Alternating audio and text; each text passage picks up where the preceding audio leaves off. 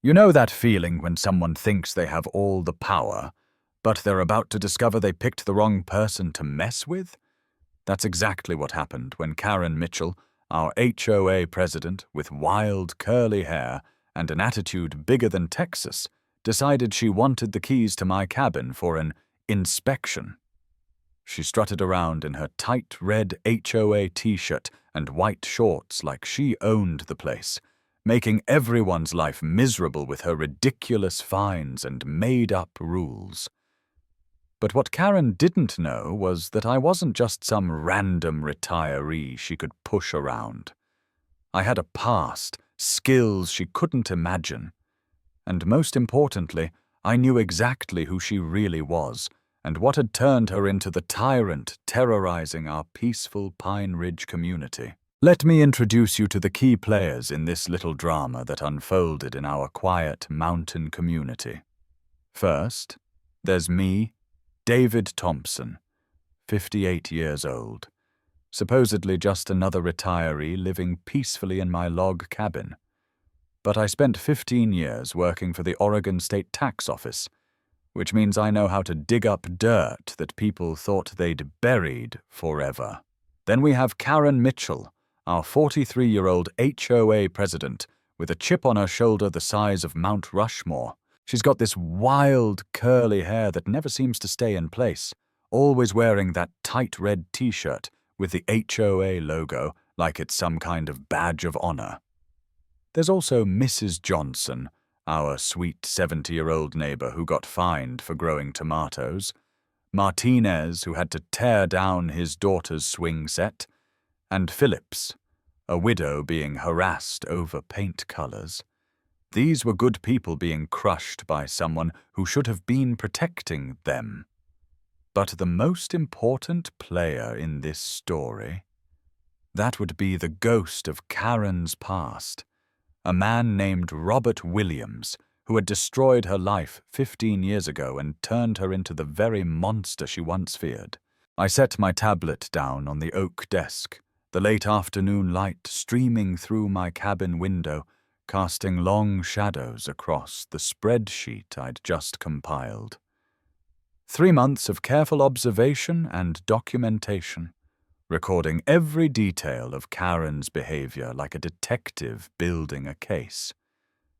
Where she appeared, when she showed up, even counting her steps during her so-called patrol rounds through our community. I had timestamps for every confrontation, photos of every violation notice she'd posted, copies of every fine she'd issued to innocent neighbors. The numbers painted a crystal-clear picture that would make any accountant proud. Karen Mitchell, Pine Ridge Community HOA president, had violated 23 regulations in the very rule book she'd written herself. She'd imposed fines without proper voting procedures, threatened legal action she had no authority to pursue, and basically turned our peaceful retirement community into her personal kingdom of fear. This familiar feeling washed over me like déjà vu, the same sensation I'd experienced 15 years ago when I worked for the Oregon State Tax Office. Those same irregular patterns in the books, the same suspicious silence from people in authority positions when questioned about their activities. Back then, I was younger, naive enough to believe that filing the proper reports through official channels would solve everything. That optimistic view lasted until I discovered my own supervisor was the mastermind orchestrating the unauthorized service fees that had been bleeding taxpayers dry for months. He'd been skimming money right under everyone's noses, and when I tried to report it through proper channels, I learned that the corruption went all the way to the top. I opened the thick folder beside my computer, pages yellowed with time and filled with documentation I'd been gathering systematically since Karen first knocked on my door.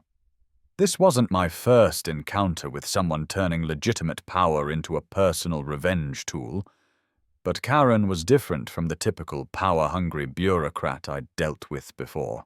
She wasn't just abusing her authority for money or ego gratification like most corrupt officials I'd encountered. Karen was recreating something specific from her past, like she was settling scores with ghosts that only she could see. Every fine she issued, every violation notice she posted, every threat she made followed a pattern that seemed almost ritualistic in its precision.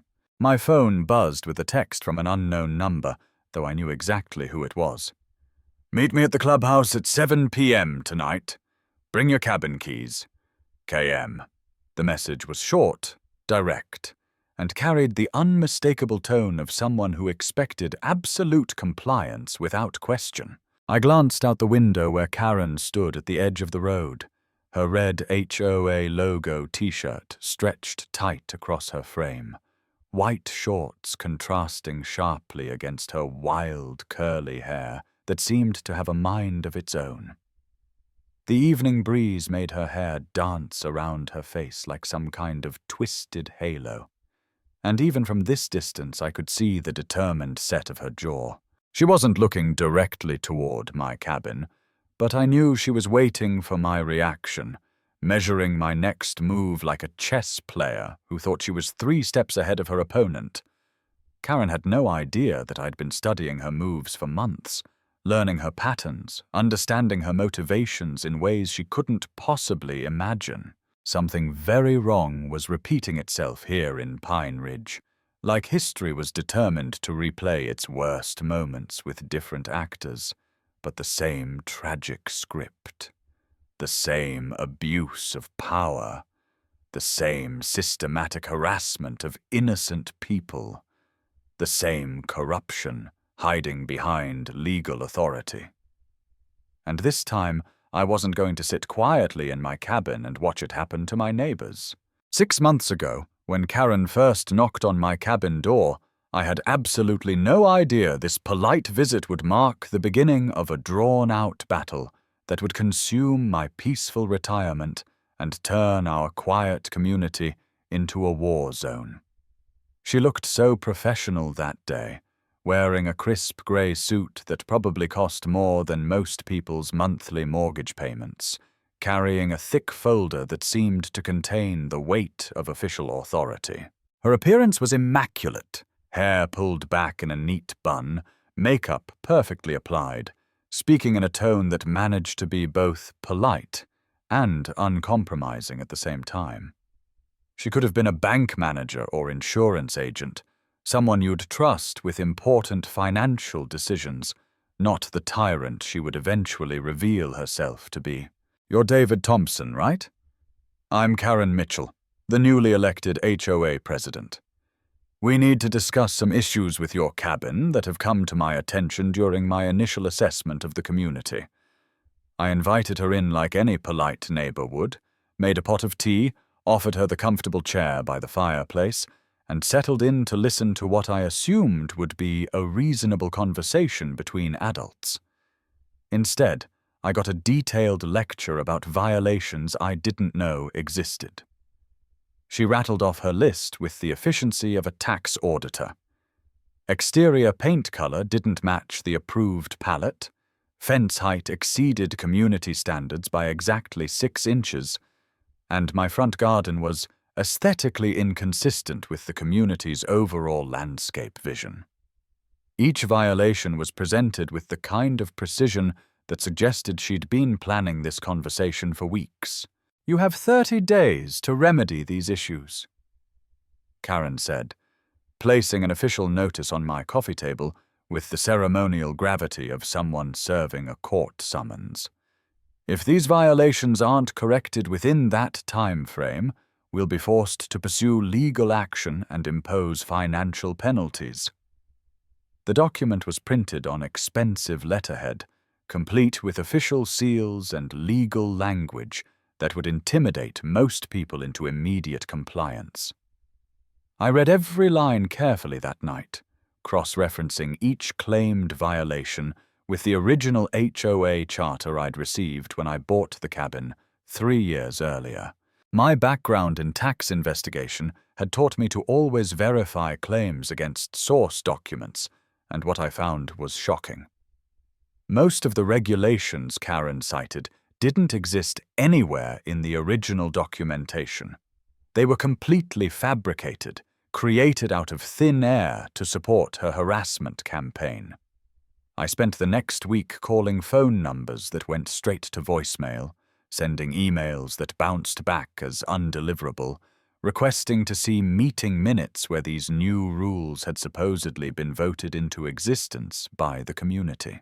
Every attempt to get answers through official channels hit a brick wall of silence and bureaucratic runaround. Finally, I decided to go directly to the HOA office to speak with Karen face-to-face and get some real answers. The office was located in a small building near the community center, and when I walked in, I found Karen sitting behind an oversized executive desk that dwarfed the tiny room. Her computer monitor glowed with spreadsheets and documents, surrounded by towering stacks of files that created a fortress of paperwork around her workspace. The professional suit from our first meeting had been replaced by her now signature red t-shirt with the HOA logo, and her hair had already started showing signs of the disheveled look that would become her trademark. She looked up from her computer with the expression of someone who had been expecting this visit and was prepared for battle.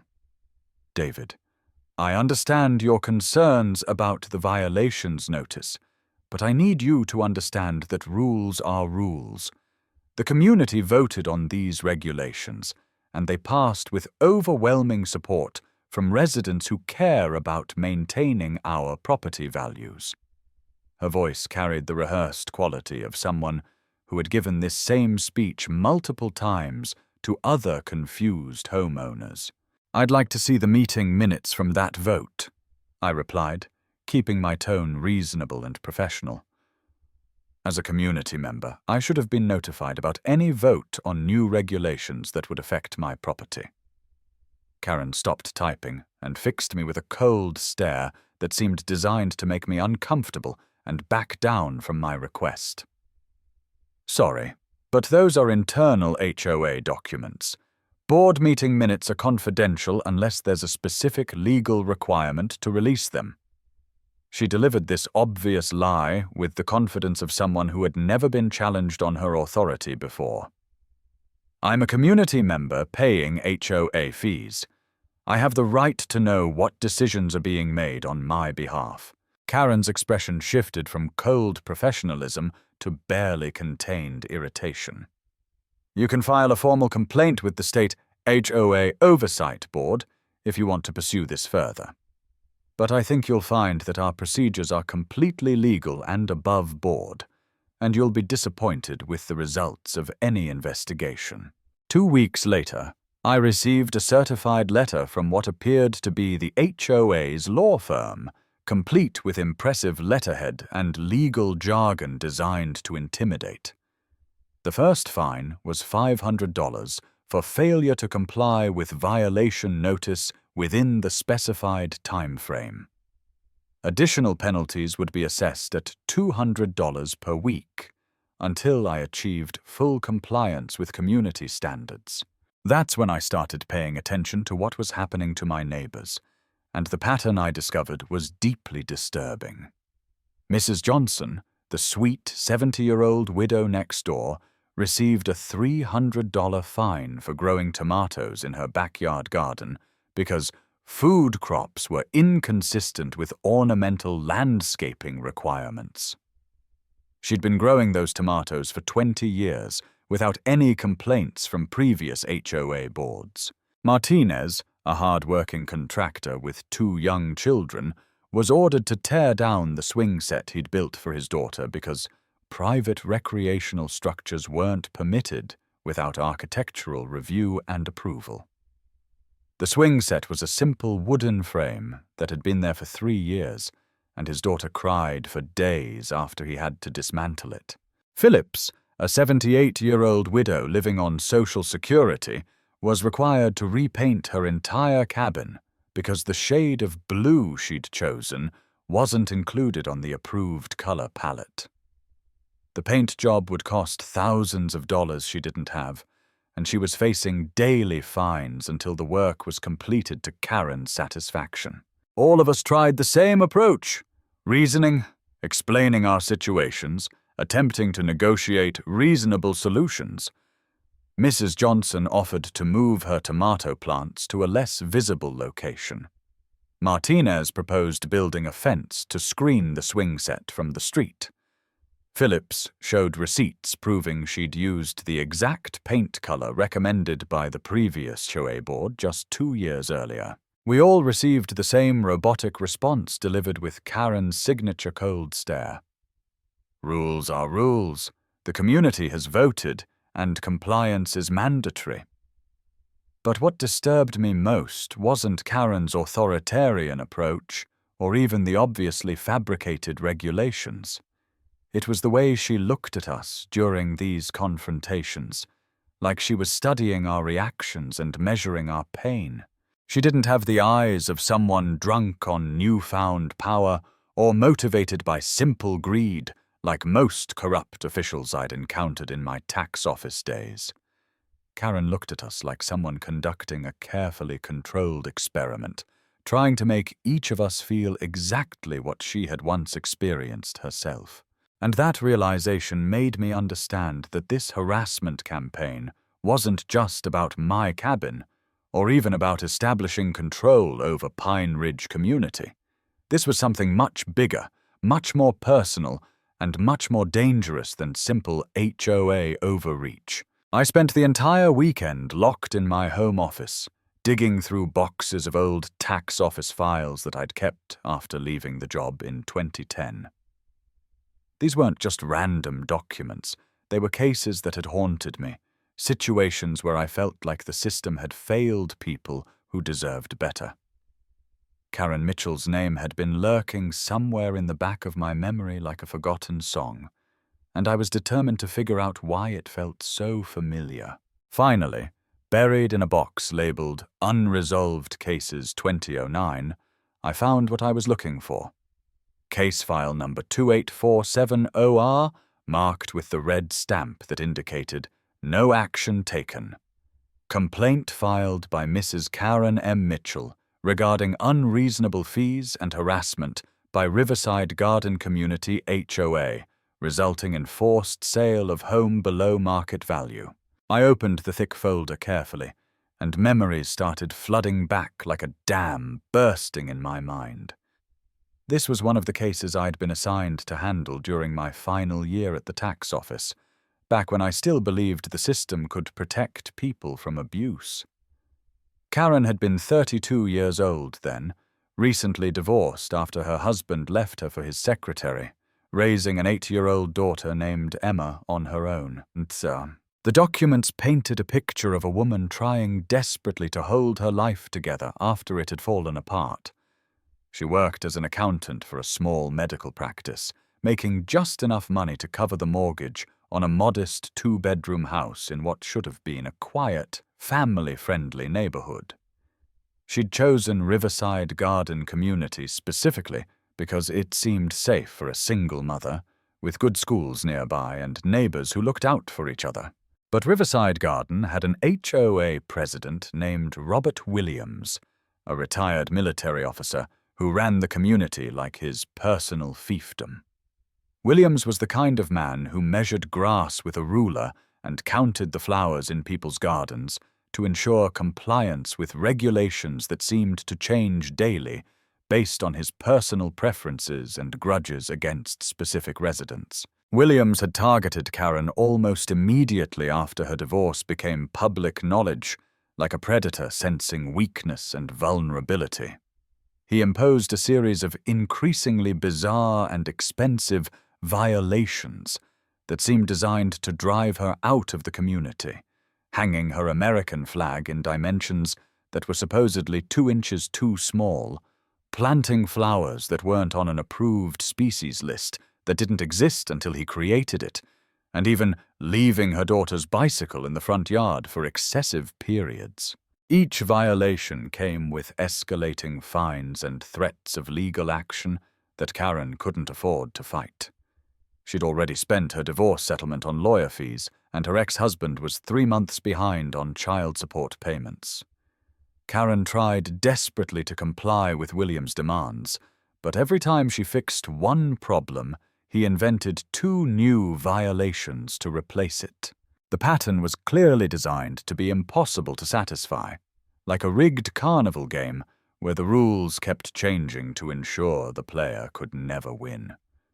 Karen had tried to fight back within the system, spending her last savings to hire a lawyer who filed complaints and appeals that disappeared into bureaucratic black holes.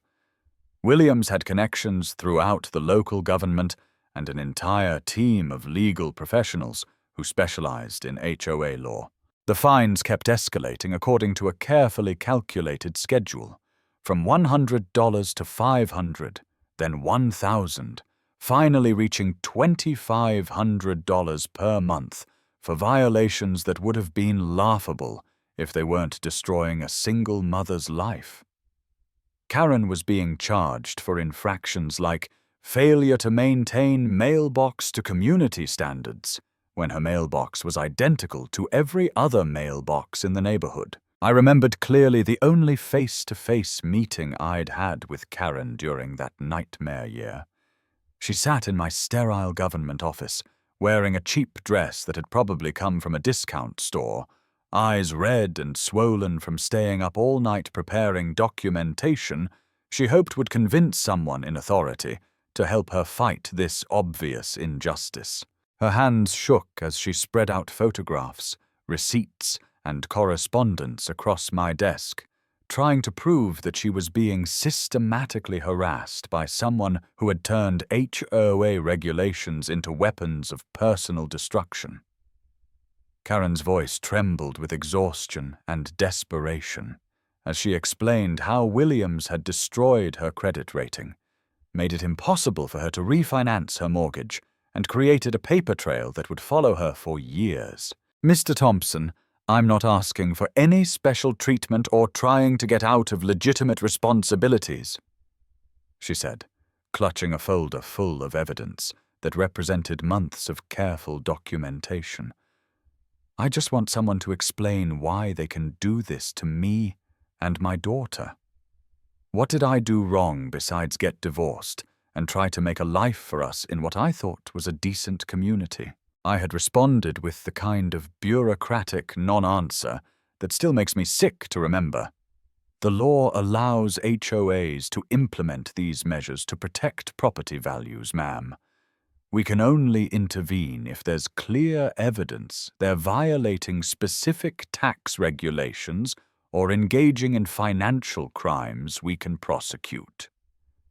The truth was, I could have done more, could have referred her case to other agencies, could have made some phone calls to put pressure on Williams. "But can't you investigate them?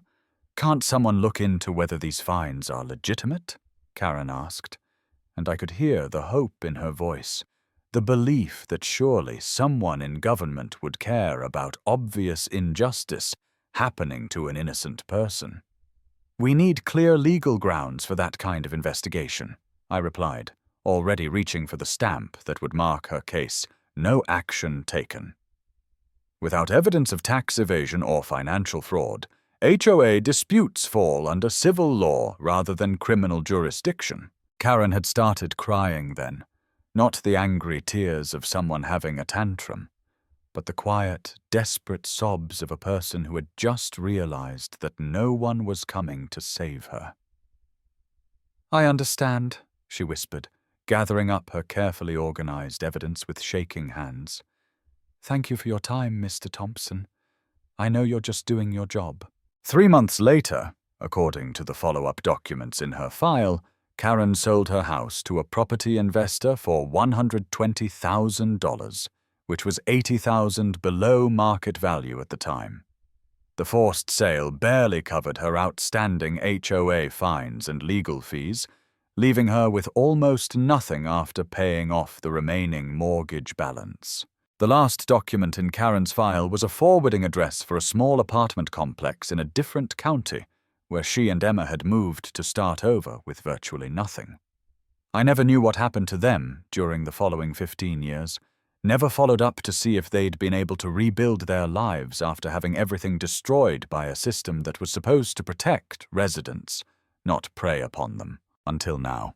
Over the next few hours, I used every search tool available to trace Karen's path through the years since Riverside Garden Community.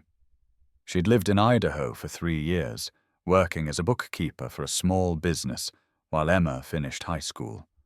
Then Montana, where she'd gotten a job with a property management company and apparently learned the ins and outs of HOA regulations from the inside. Finally, Karen had arrived at Pine Ridge 2 years ago, and that's when the picture became crystal clear. Every place she'd lived showed the same pattern of changes in how the local HOA operated. New regulations mysteriously appeared.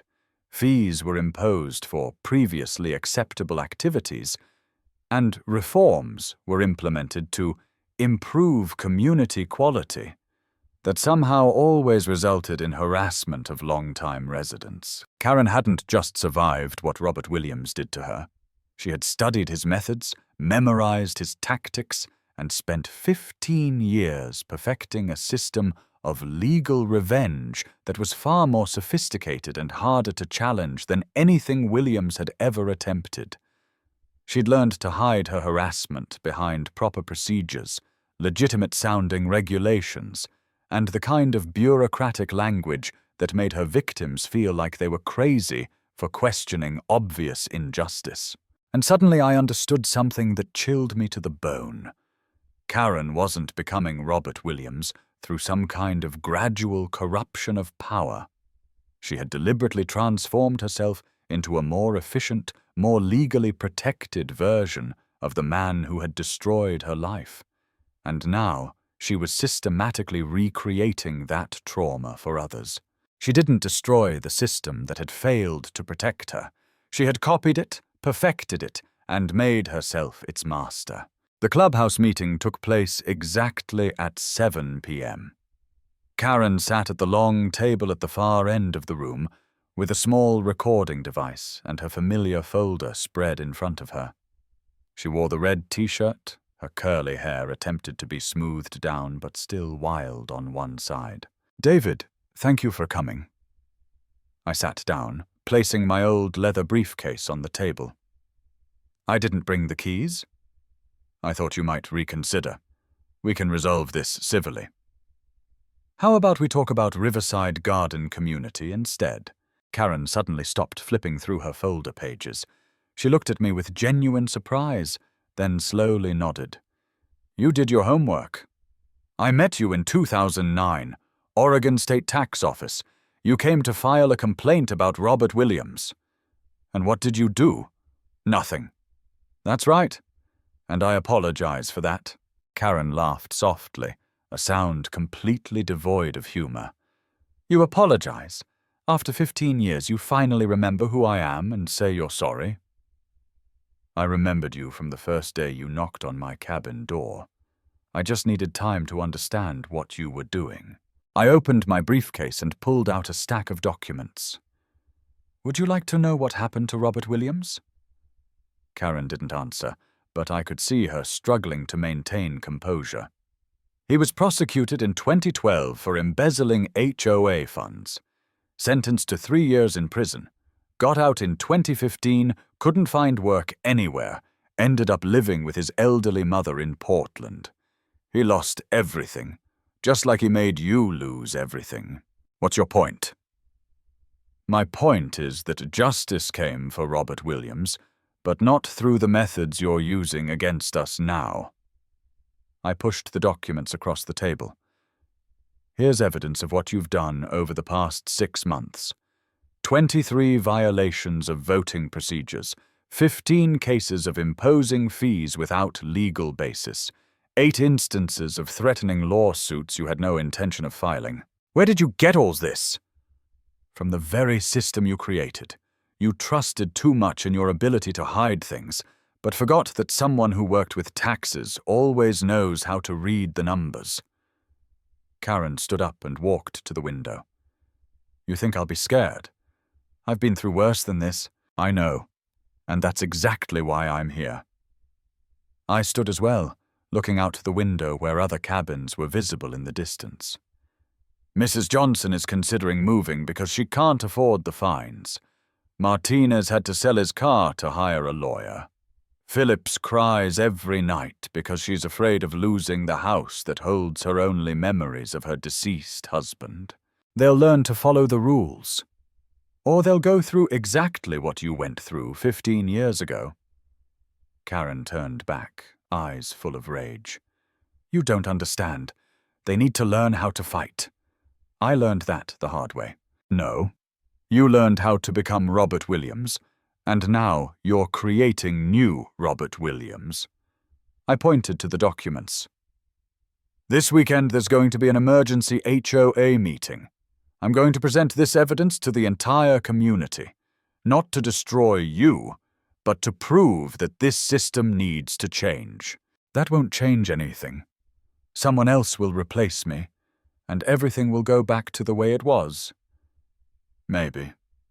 But at least this time, someone will stand up and say no. And I hope that will be enough for others to learn how to do the same thing. The HOA meeting took place on Sunday evening at the clubhouse, with 47 members attending, a record number in Pine Ridge history. I sat in the front row, my old leather briefcase beside me filled with the documentation I'd prepared all week. Karen appeared exactly on time, wearing a formal grey suit, her hair neatly pulled back, no trace of her usual disheveled appearance. She sat at the head table with only a thin folder and a glass of water in front of her. Let's begin this meeting, Karen said in a calm voice. I understand Mr. David Thompson has some issues he'd like to discuss. I stood up, looking around at all the familiar faces. Mrs. Johnson with her worried eyes, Martinez holding his wife's hand tightly, Phillips sitting in the corner like she was trying to become invisible. I'm not here to accuse anyone, I began. I'm here to share a story about what happens when good people stay silent in the face of injustice. I told them about Robert Williams, about how he had abused his power, about Karen, not the Karen sitting before us now, but the Karen from 15 years ago, a single mother trying to protect her home for her daughter. And I stayed silent, I said, looking directly into Karen's eyes. I could have done something, but I chose to follow procedures. I let the system crush an innocent person. The room became completely quiet. I pulled out my documents, presenting each piece of evidence about how Pine Ridge HOA had violated regulations over the past 6 months. Not to attack, but to show the terrifying similarities to what had happened at Riverside Garden 15 years earlier. We're repeating the same cycle, I said. And if we don't stop it, then 15 years from now, someone among us will be sitting in Ms. Mitchell's position, doing to others exactly what we're having to endure now. When I sat down, Karen stood up. She said nothing for several long minutes, just standing there looking out the window. Mr. Thompson is right, she finally spoke. I became exactly the type of person I used to hate. And I did it completely consciously. She turned back to face the room. I'm resigning from my position as HOA president, effective immediately. All fines imposed over the past 6 months will be cancelled. Nobody applauded. Nobody cheered.